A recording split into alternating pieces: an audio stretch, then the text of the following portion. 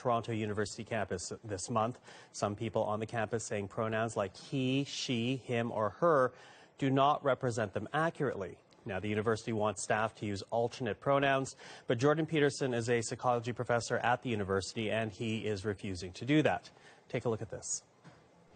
The reason I'm defending freedom of speech is because that's how people with different opinions settle their opinions in a civil society. Peterson, do you have any comments on the Nazi presence at your protest? The presence of Nazis and white supremacists assaulting people at your protest. Do you have any comment on that? Yeah, I don't like Nazis.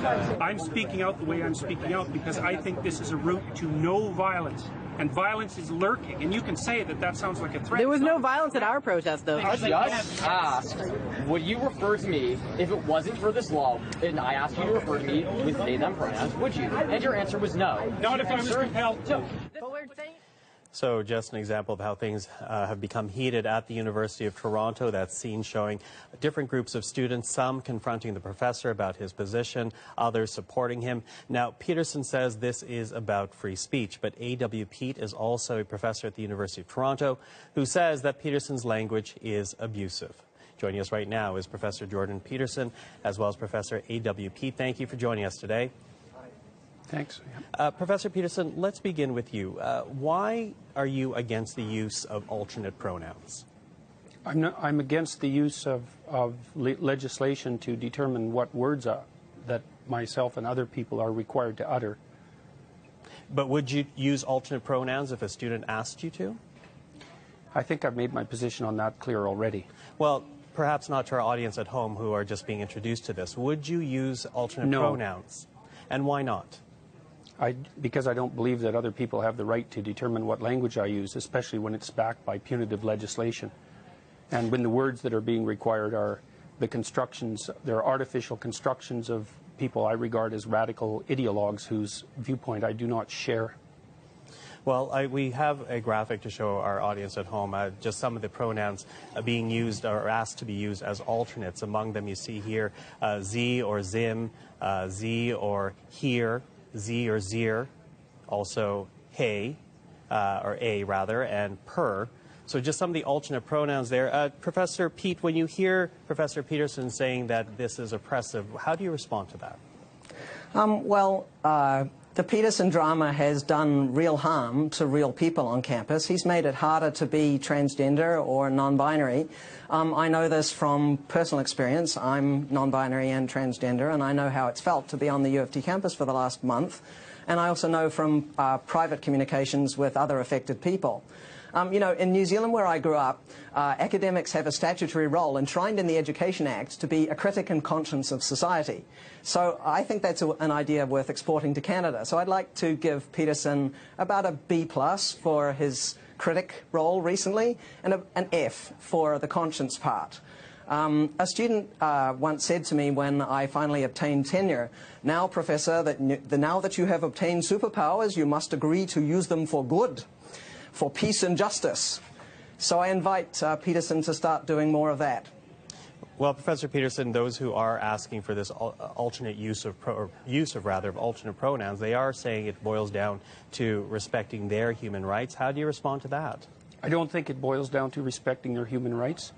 I think that it's an imposition on freedom of speech that's being implemented at a legislative level. I also think that if there was a naturally evolving solution to the linguistic problem that's being posed by a small fraction of the transgender community, that people would have already adopted it. We've never had a situation in the usage of English before that required legislation to produce a transformation in the manner in which people spoke. It's a very dangerous precedent. So it's one thing to tell people what they can't say. So, for example, we have legislation making it illegal to do such things as deny the Holocaust. It's a completely different thing to demand that people use certain words when they're formulating their own ideas.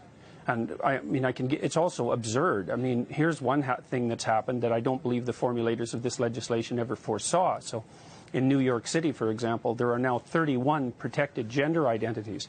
And I see no reason whatsoever why each of those gender identities can't demand the use of their own pronoun. And that absurd things like that have been happening on the University of Michigan campus, for example, where students have been given permission to tell faculty members and others what pronouns they're to be addressed by, and they're multiplying rapidly out of control. So the law is bad from an ethical perspective. It's sloppily written, and besides that, the solution that it imposes is practically untenable. Well, sorry, excuse me for jumping in, but I want to bring in Professor Pete here, because we did show those words to our audience at home, and perhaps the control room can show it to our audience once again. When you look at those alternate pronouns, I think it's fair to say that some people will see that at home and see that as very unwieldy, if you will. What do you say to those types of criticisms, including the one you just heard from Professor Peterson? Well, I'd like to encourage people struggling with this to be kind as their first impulse. You know, we call somebody what they want to be called in our society. For instance, I don't call somebody Julie if they prefer to be called Jordan. That's just basic human courtesy. Here's a great little tip for people who are despairing at the possibility of remembering all those pronouns.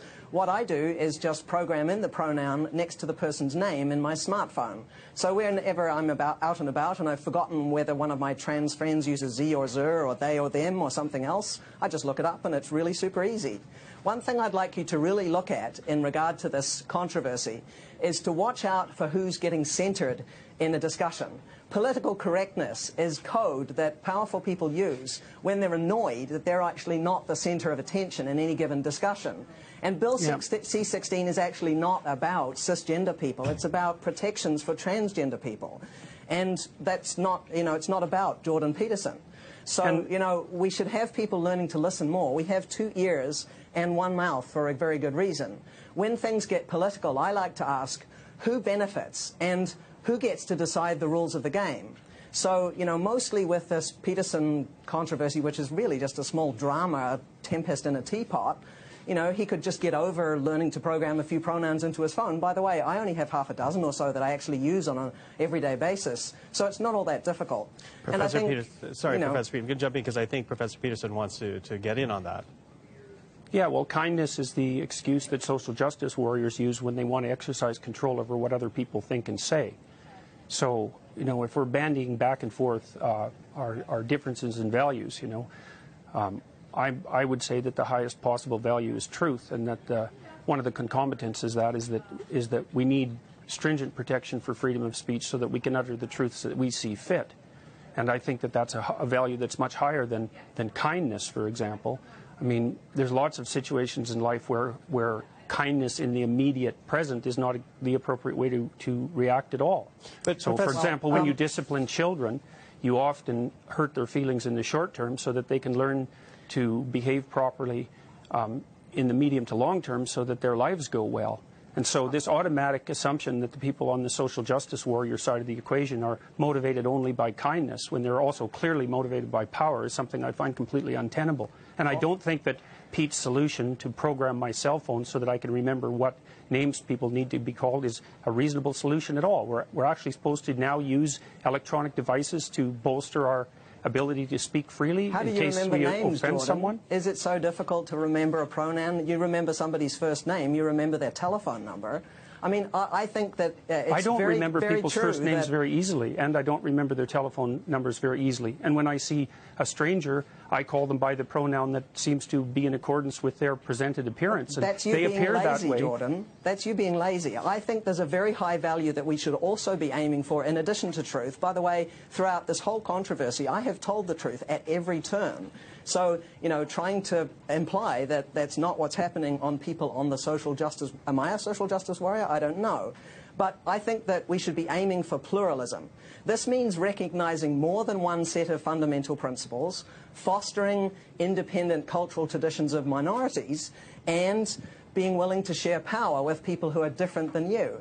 I think if you just stop centering this whole controversy on yourself and how hard it is for you to accommodate genderqueer people, well, have a little bit of sympathy. I mean, those of us who are trans encounter much more greater indignities every day and every week of the month. For example, have you recently had a bank employee accuse you of trying to masquerade as yourself at a bank and then locking down your ATM card and credit card so that you can't use any money?